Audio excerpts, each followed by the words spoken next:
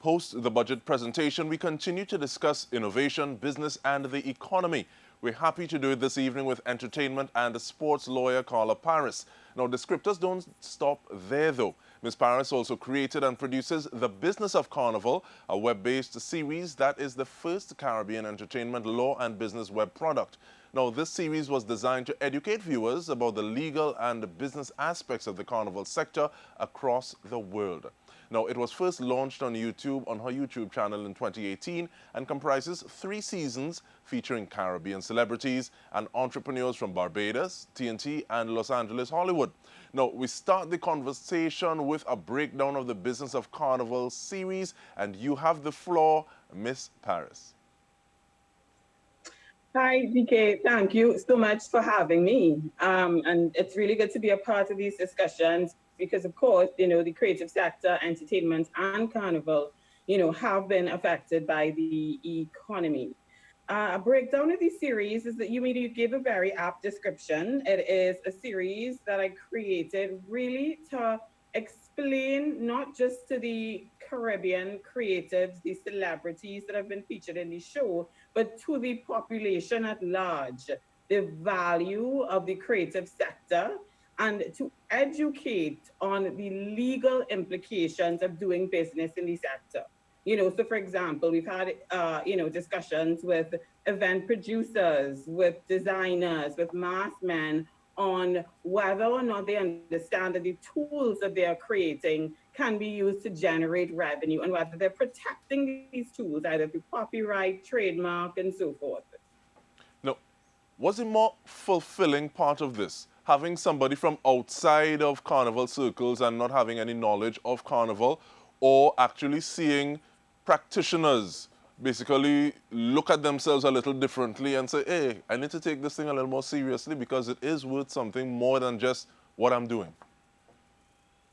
I think, the most valuable aspect has been talking to the actual creatives and getting them to understand and seeing their realization of the value of their products. So how I envisioned the show and how it was developed is that I broke it down into various areas. So there's an episode on photography.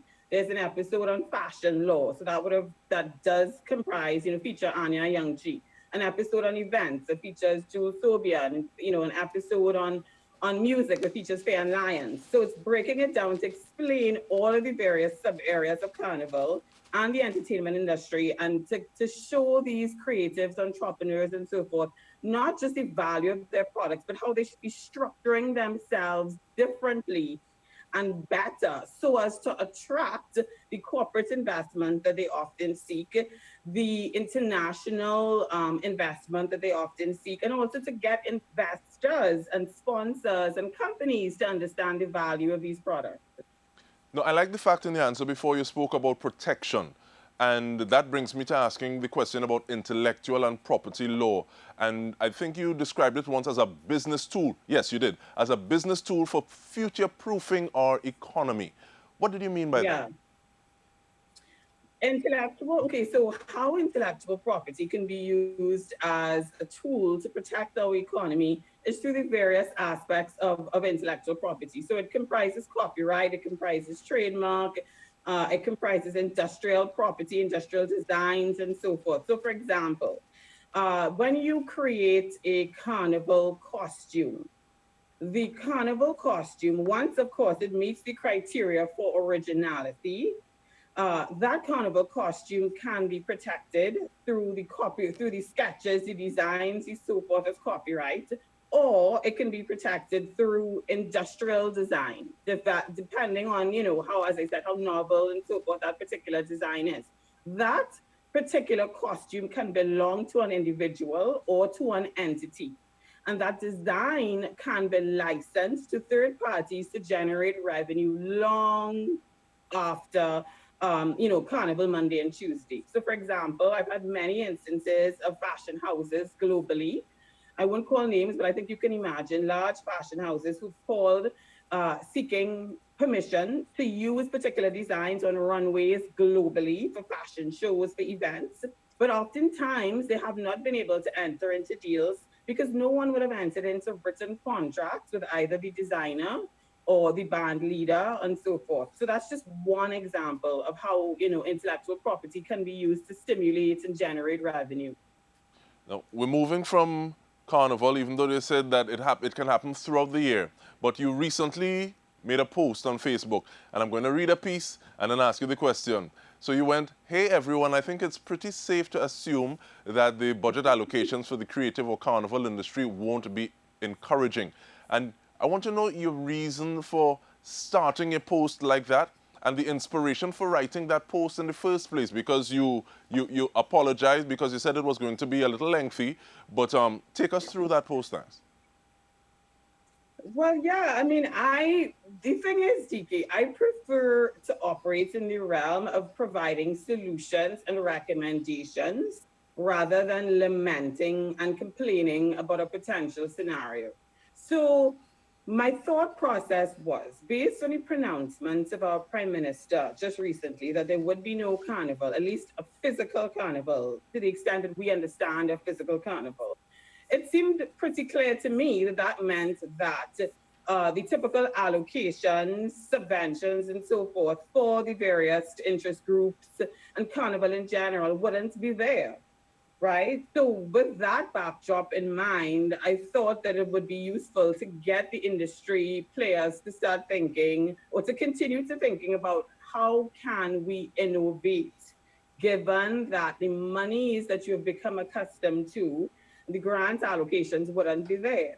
So that's why I sort of took a preemptive approach and said, look, it's likely this money isn't going to be coming, but that does not mean that all is lost. Let's figure out now how we can move forward.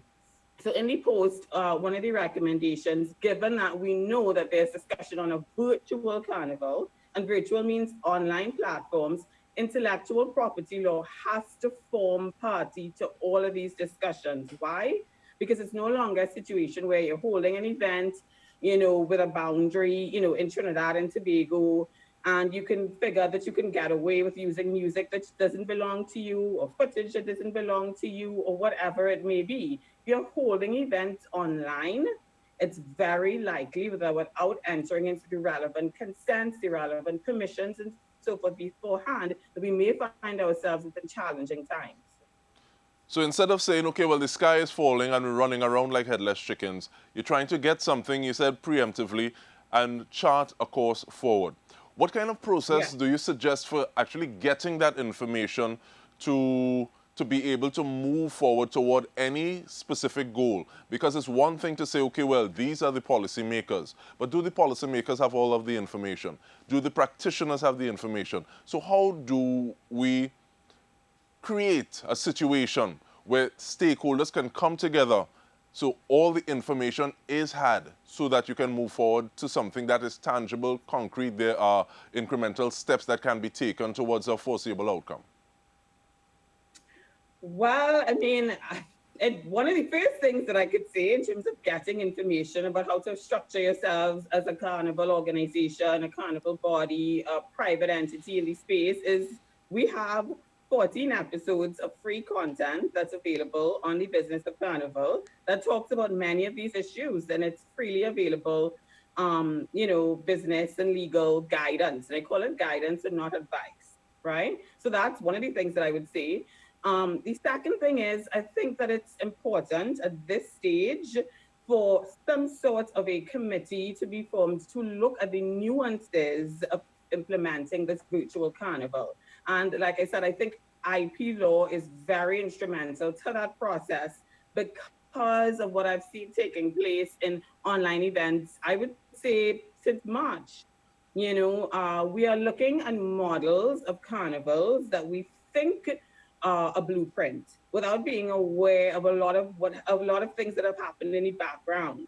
So for example, some of these stuff that I could talk about publicly, which audience members and just the general public may have seen, are that there are events taking place and you might be watching something and all of a sudden you see the DJ is no longer on an Instagram live, or you might have been promoting an event, of a virtual event, for example, and days before your event, you are issued with a takedown notice. So I'm trying to say that at this stage, let us have discussions in terms of the feasibility of the events that we're trying to hold and put the relevant structures in place now, so as to ensure that any product that we put forward not only is of a sound production value, which we all want, meets the standard of what is expected of Trinidad, but make sure that we are not falling afoul of our international treaty obligations in terms of intellectual property law. And on that note, we take a break. When we come back, I want to speak about the role of the private sector in terms of stimulating economic growth along those lines. We're speaking with Carla Parris. Stay with us. We'll return with more.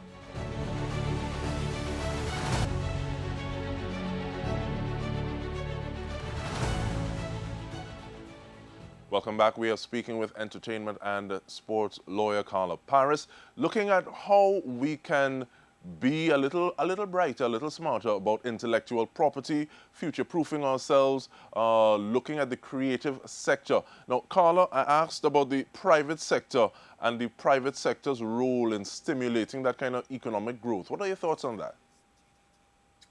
I think that the challenge really now, as you said, is on private sector to get involved in the sector.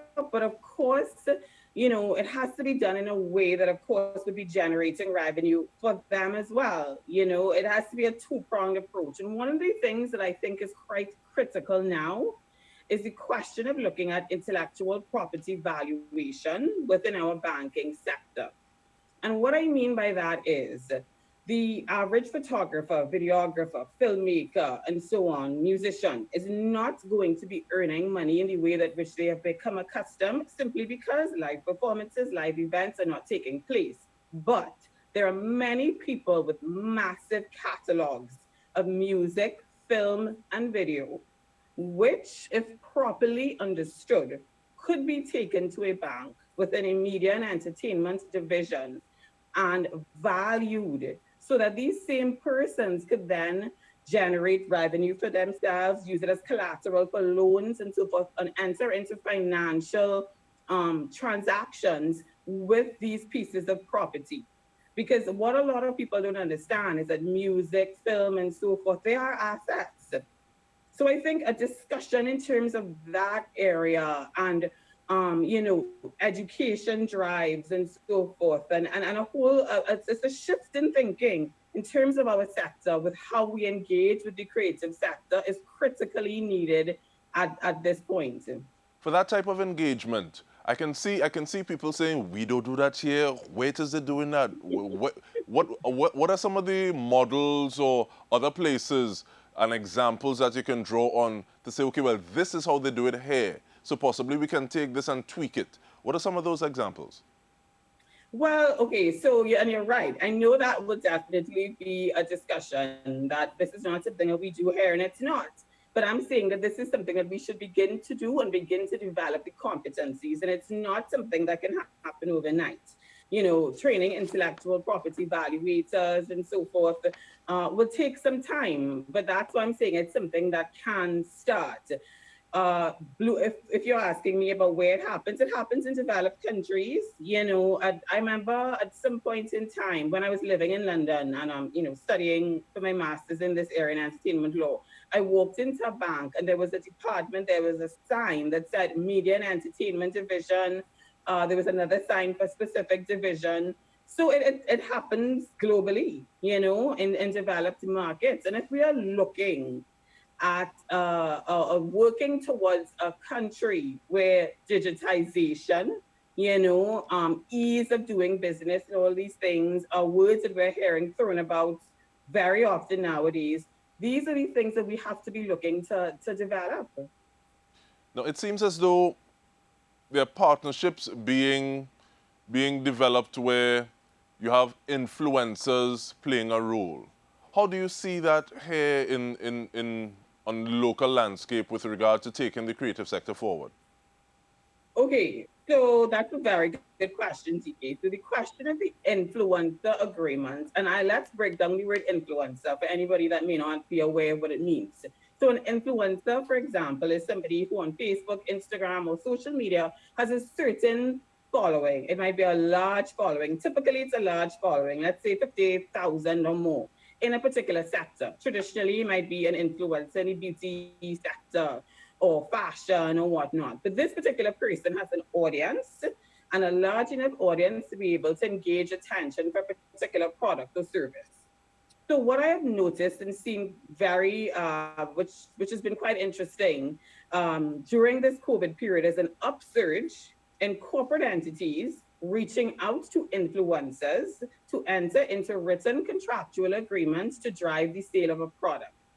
So, let's break it down. It might be somebody in the car sector, car industry, for example, or the health and beverages industry, and you reach out to an influencer and say, look, help to promote this product, put it on your Instagram feed, take pictures with this product, you're out and about, or well, not necessarily out and about, you're inside your house or post about it or whatnot.